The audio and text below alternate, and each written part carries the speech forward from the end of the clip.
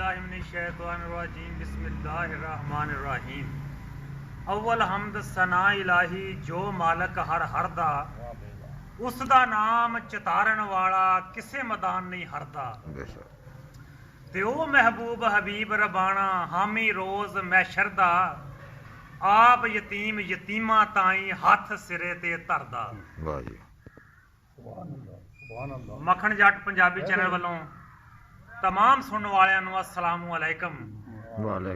हजरत इब्राहिम अदम तारीख च एक ऐसा बादशाह गुजरिया कि जिहदे महल दे 121 कमरे सी और हर कमरे दी चगाठ हीरे मोती जवाहरात ते सोने नाल जड़ी हुई सी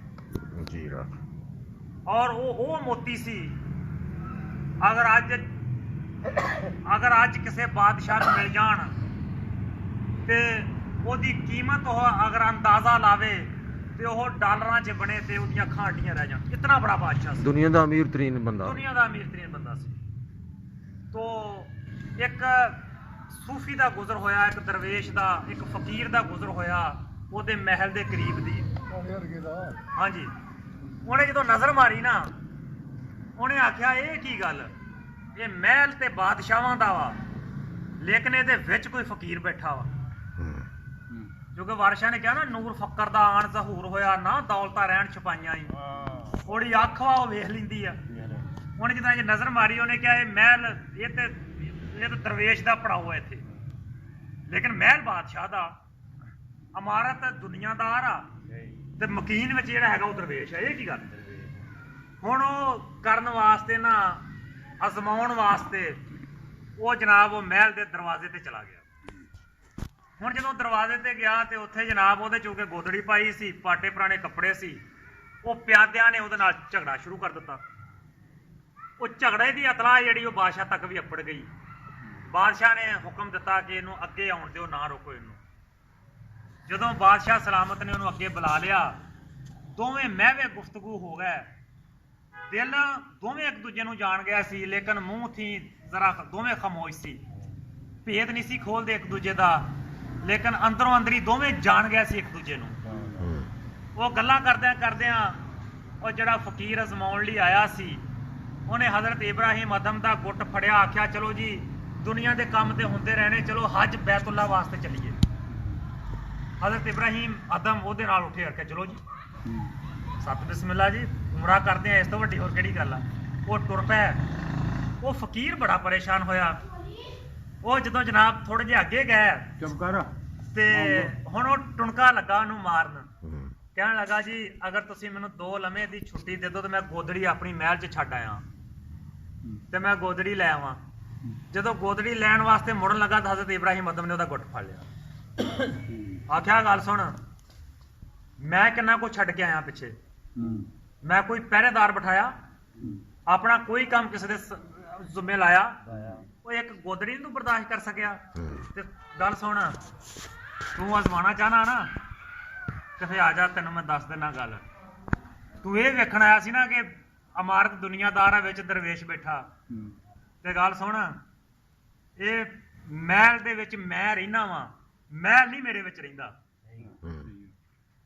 मैं जरूर महल च रहिना वा, लेकिन महल मेरे दिल च नहीं वसदा, मेरे दिल च ईमान वसदा वा, जिहदा सबूत मैं तेनों दे दिता वा।